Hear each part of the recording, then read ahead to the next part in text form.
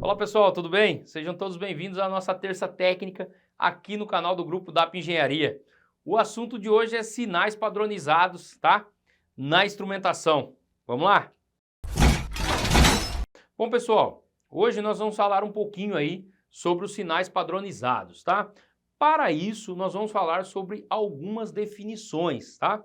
Nós vamos definir aí o que é um transmissor. Transmissor, ele faz uma transferência de sinal, tá? Então ele pega um sinal de um sensor ou de um transdutor, tá? Um elemento lá, o detector, ele pega esse sinal, converte ele proporcionalmente em outro tipo de sinal.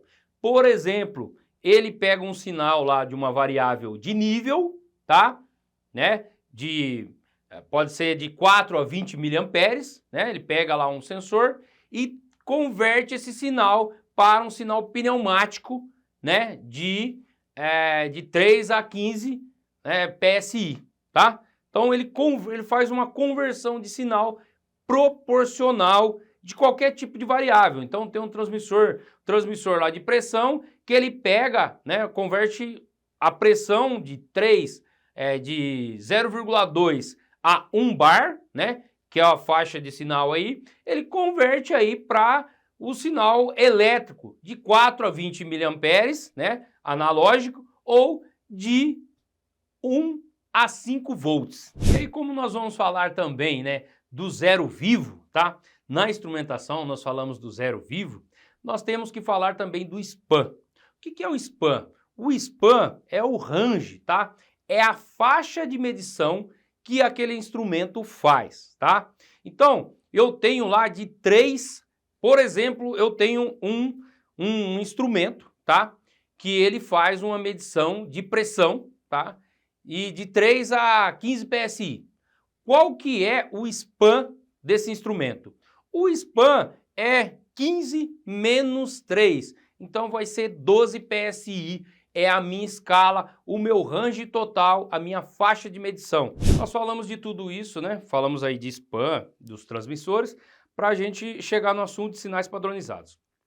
Os sinais padronizados, gente, na instrumentação, são pacotes, né? Pacotes de informações em que os instrumentos, né, enviam e recebem uns para os outros, tá? No geral, né, já explicamos aqui as malhas de controle, que nós temos aí detector, transmissor, né? Aí tem indicador, né? Tem lá o registrador, tem um controlador, tal, tem a malha de controle aí, né? Os instrumentos enviam para o controlador, né, de detecção, né, os sensores aí. Esses sinais são processados pelo controlador e manda um sinal proporcional à lógica lá de controle, né, de acordo com o set point, para o atuador. Os transmissores, eles têm alguns sinais padronizados. Então, quais são os sinais? Nos transmissores pneumáticos, nós temos os sinais, né, no sistema inglês, nós temos de 3 a 15 PSI. No sistema métrico, para os transmissores pneumáticos, nós temos de 20 a 100 kPa, tá bom? Que é a unidade de pressão aí do sistema métrico. Nos transmissores eletrônicos, nós temos dois tipos de sinais, um de corrente e um de tensão. O sinal de corrente nós temos de 4 a 20 miliamperes e os sinais de tensão de 1 a 5 volts.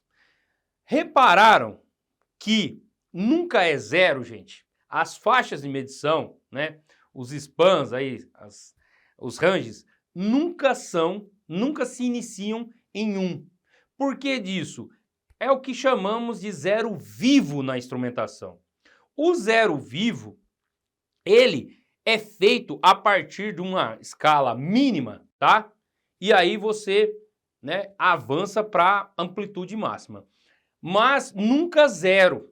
Isso porque nós já temos vários problemas em campo a serem resolvidos e não queremos criar mais um. Nós temos problema nas malhas de controle de ruído, na parte eletrônica, né, que influencia a transmissão de informações, né? Nós temos o ambiente de campo ali, que é muito dificultoso, né? Se fazemos com capilares, nós temos que evitar o máximo de curvas e tudo mais para não influenciar nos sinais. E quando eu pego uma escala 0, tá, de referência para um sinal, eu não sei se esse sinal está... Eu tenho ausência de sinal, certo? O que é ausência de sinal? Foi interrompido um cabo, foi cortado um tubo, né? Pode ter sido, porque está 0. Então, né, eu não sei se aconteceu isso, então eu tenho que ter uma faixa, né? O zero vivo, ele se inicia numa faixa mais baixa, mas nunca 0. Para mim saber se eu estou recebendo um sinal que está 0 na escala ou se eu estou recebendo uma ausência de sinal por uma eventual falha, né, um eventual dano na minha malha de controle. E aí na instrumentação, gente, nós temos muitas vantagens, né, para se trabalhar com sinais padronizados, mas a maior delas é que você pode ter, como você tem um sinal padronizado, você pode comprar elementos de instrumentação, instrumentos da sua malha de vários fabricantes, tá? De vários fabricantes, de vários, né, países aí, não tem problema, porque você vai trabalhar sempre com a mesma faixa, né? Sempre com o mesmo range de transmissão de dados aí, né? Seja no pneumático, seja no eletrônico, você vai estar trabalhando aí na mesma faixa padronizada de sinais, tá bom? Então, essa é a principal vantagem de você se trabalhar na instrumentação com sinais padronizados. E aí, um exemplo prático que nós podemos ver, tá? Vou explicar para vocês aqui. Nos transmissores, o transmissor, ele faz isso, tá? Ele é um instrumento que já faz isso automaticamente, mas nós vamos ver aqui uma conversão aí de sinais de forma algébrica para vocês olharem os dados como é feito aí, tá? E isso tem várias provas, né, de instrumentação, de automação, em que caem essa interpolação aí para você achar o sinal, tá legal? Vamos ver então. Por exemplo, nós temos uma escala aí, tá? Que eu tenho uma escala de 4 a 20 biliamperes, né? E nessa escala eu tenho uma medição feita que deu 8 miliamperes. Então o meu span, tá? É 20 menos 4, né? Lembrando que o span é o range total aí. Eu tenho 16, né? Por que eu estou falando esse 16 miliamperes aí de range? Vocês vão entender nos cálculos, tá? Aí eu tenho uma conversão de sinal, tá? Lembrando que a conversão é sempre proporcional, gente, proporcional. Então eu tenho uma conversão de sinal de 3 a 15 PSI. Qual que é o meu span aí? 15 menos 3, 12. Então eu tenho 12 o meu span, tá bom? Eu quero achar o valor proporcional que eu tenho na saída desse instrumento, né? Ele entra a 8 miliamperes e qual que é a saída dele? Ou vice-versa, tá? Se a entrada é X, qual que é a minha saída? A minha saída seria 8 miliamperes. Então, vamos lá para os cálculos, gente. Eu vou fazer uma regra de 3, né, com interpolação.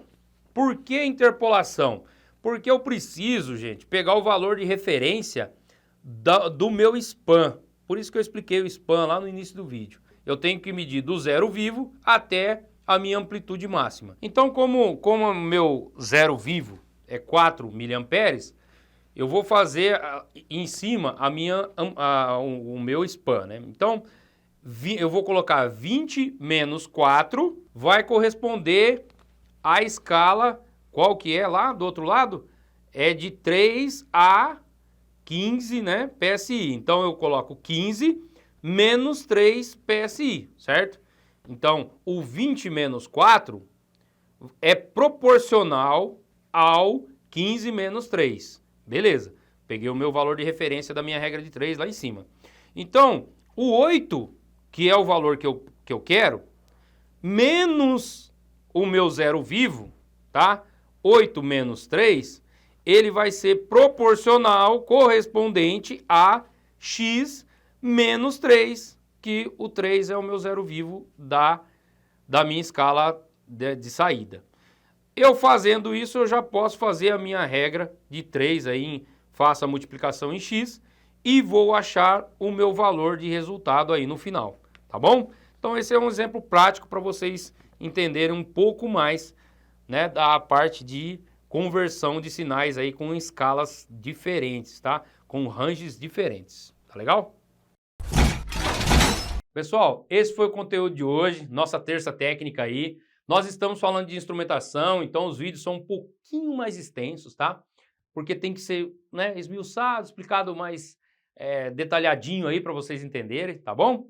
E peço que, se não está inscrito no canal, já se inscreva, ative o sininho de notificações, já deixa aquele like e deixa nos comentários aí quais os assuntos vocês querem saber sobre instrumentação. Nós vamos falar de vários assuntos aqui, vamos falar de cada instrumento, né, de controlador, de transmissor, de sensor, detector. Vamos falar de muitos assuntos aqui. Vamos falar de tipo de controlador, controlador on-off, né, controlador proporcional derivativo integral.